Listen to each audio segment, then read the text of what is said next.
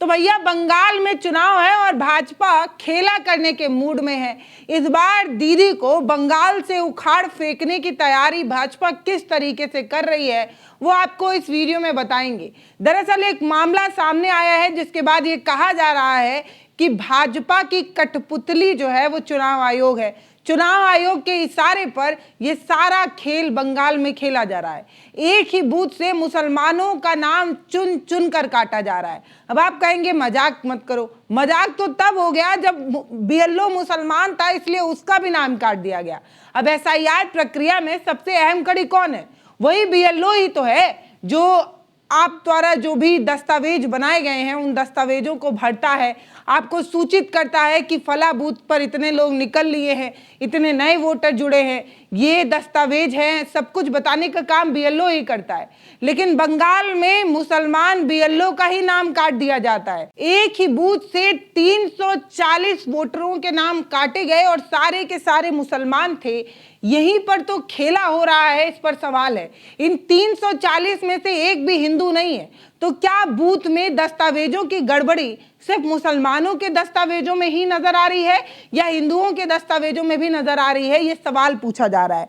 सवाल तो ये भी पूछा जा रहा है कि क्या सच में केंद्र सरकार के इशारे पर नाम काटे जा रहे हैं? एसआईआर की प्रक्रिया में मुसलमानों को काट छाट कर हटा देने की ये जो प्रक्रिया है उसमें मुसलमानों को चुन चुन कर काटा जा रहा है क्या उनका नाम? ये सवाल पूछा जा रहा है। चुनाव आयोग अब भाजपा की सच में कठपुतली बन गया है। ऑफिशियली इस बात को अनाउंस कर देना चाहिए जब इस तरीके की चीजें हो रही हैं, ये कहा जा रहा है।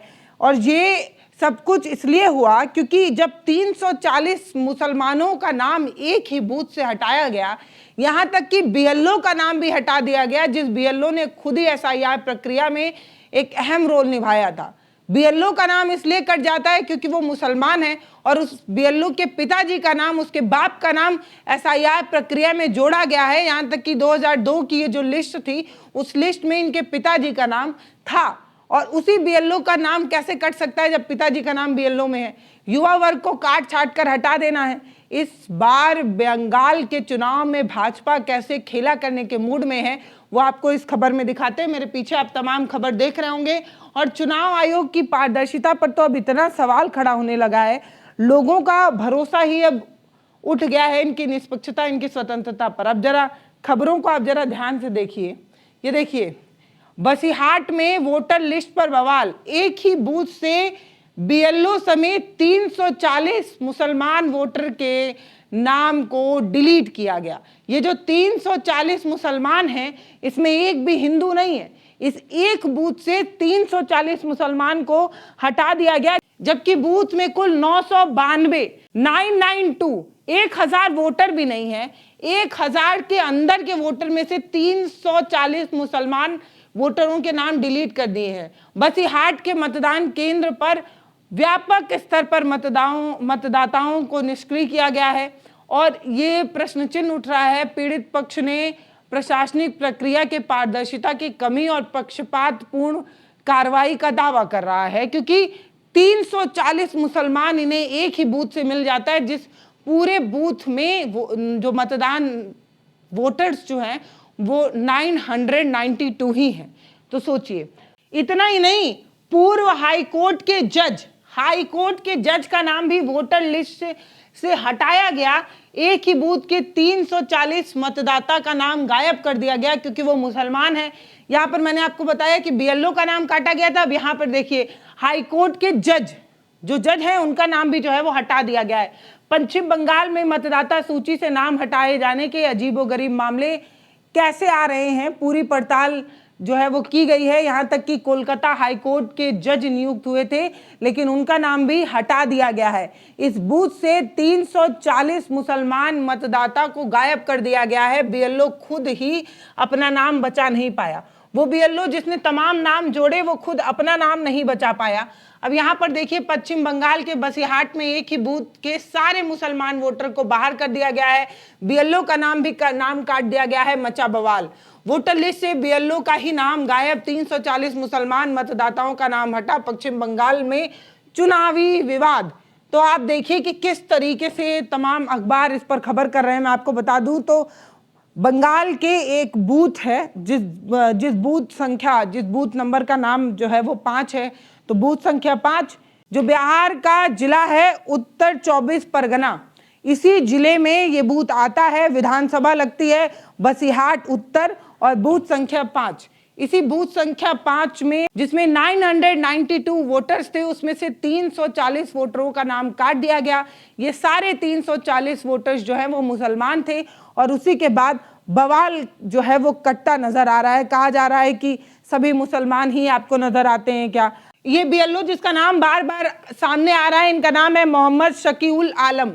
मोहम्मद शकीउल आलम खुद ही बताते हैं कि उनका नाम काट दिया गया है, वोटर लिस्ट से उनका नाम जो है वो हटा दिया गया है, जबकि फॉर्म भरने में उन्होंने लोगों की मदद की थी। उन्होंने मेक श्योर किया था कि जो भी दस्तावेज चुनाव आयोग की तरफ से मांगे जा रहे हैं वो दस्तावेज पूरी तरीके से सही हों।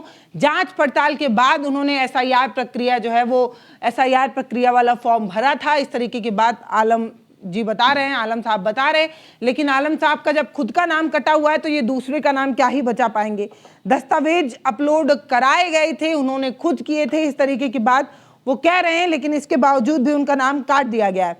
आलम ये बताते हैं कि उनके पिता का नाम 2002 के लिस्ट में बचा हुआ है, लेकिन इसके बावजूद उनका नाम कट गया है, जबकि उन्होंने मेक श्योर किया था, पक्का डॉक्यूमेंट जो है वही अपलोड किया था, लेकिन इसके बावजूद भी नाम कट गया। उन्होंने कहा कि बीडीओ से बात हुई, उन्होंने किसी भी तरीके का कोई जवाब नहीं दिया है, वो ट्रिब्यूनल जाने की बात कर रहे हैं, आगे की कार्रवाई की बात कर रहे हैं। तो एक ही बूथ में जिसमें 1000 वोटर्स भी नहीं है, उसमें से 340 मुसलमानों का नाम जो है वो काट दिया गया। इसके बाद ये कहा जा रहा है कि मुसलमानों के खिलाफ उनके खिलाफ जो है वो इस तरीके की कार्रवाई की जा रही है, सारी चीज़ें की जा रही हैं।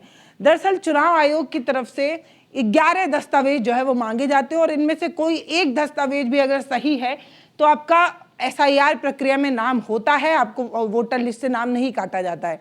जबकि इन लोगों का ये कहना है कि इन्होंने 3 से 4 दस्तावेज दिए थे, इसके बावजूद भी इनका नाम कट गया है, काट दिया गया है और खूब बवाल जो है वो मच रहा है। और इसी के आधार पर कहा जा रहा है कि हो सकता है कि भाजपा बंगाल में खेला मुसलमानों का नाम काट कर सकती है, क्योंकि कहा जाता है कि दीदी के कोर वोटर मुसलमान हैं और मुसलमानों का जितना नाम कटेगा, जितने कम से कम मुसलमान वोट देंगे उतना ज़्यादा भाजपा को फायदा होगा, इसीलिए मुसलमानों के नाम जो है वो काटे जा रहे हैं।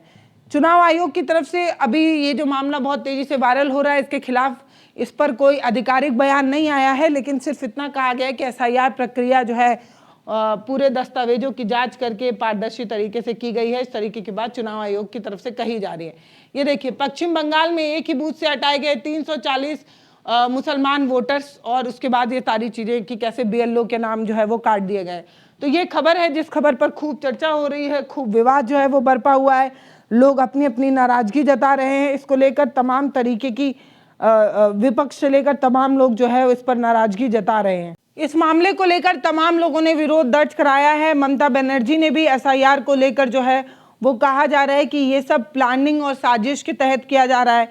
उन्होंने कहा कि बीजेपी और इलेक्शन कमीशन मिलकर बंगाली वोटरों को जो है वो काटने की कोशिश कर रहे हैं, उन्हें वोट के अधिकार से वंचित कर रहे हैं। 27 लाख में से 8 लाख जो है वो नाम काटे जा चुके हैं। ये बंगाल के साथ साजिश है, इस तरीके की बात वो कहते हैं अगला कदम जो है वो एनआरसी होगा, इस तरीके की बात वो कहती हैं। इसके अलावा अभिषेक बनर्जी जो टीएमसी के महासचिव हैं, उन्होंने भी इस चीज़ का विरोध किया और कहा कि बीजेपी की ये साजिश है और इस तरीके से जानबूझकर जो है वो नाम हटाए जा रहे हैं, ये कॉन्स्टिट्यूशन की हत्या है और इस तरीके की चीज़ें कहते हुए इलेक्शन कमीशन और बीजेपी ने मिलकर लोकतंत्र को कमज़ोर किया है, ये बात कहते हैं। टीएमसी के तमाम बड़े नेता, तमाम बड़ी नेत्री जैसे महुआ मोहित्रा हो गई, सारिका घोष हो गई, ये तमाम लोग जो है वो इलेक्शन कमीशन पर सवाल कर रहे हैं। इलेक्शन कमीशन अपनी ताकतों का गलत इस्तेमाल कर रहा है और भाजपा को फ़ायदा पहुंचाने वाली नीतियां बनाता है, भाजपा को फ़ायदा पहुंचाने के लिए काम कर रहा है, इस तरीके का आरोप लगाते हुए ये सारी चीज़ें कहते हैं और इस चीज़ का काफ़ी विरोध जो है वो देखने को मिला है। आप हमें कमेंट सेक्शन में बताइए कि एक ही बूथ से 340 मुसलमानों का नाम कटना, वो भी सब के सब मुसलमान हो, किसी जज का नाम कट जाना, खुद बीएलओ का नाम कट जाना, ये कोई साजिश है या ये कोई एरर है, कोई गलती है, ये सब कुछ बस ऐसा ही हो गया है। कमेंट सेक्शन खुला है, आप अपनी राय हमें लिखकर जरूर बताइएगा और ये भी बताइएगा क्या बंगाल में चुनाव जीतना भाजपा के लिए आसान है या दीदी नाको चने चबवा सकती हैं भाजपा को, ये आप हमें कमेंट सेक्शन में लिखकर जरूर बताइएगा। नमस्ते, मैं पल्लवी हूँ। वीडियो फेसबुक पर देख रहे हैं तो फॉलो करते जाइएगा और यूट्यूब पर देख रहे हैं तो सब्सक्राइब करिएगा। बहुत धन्यवाद।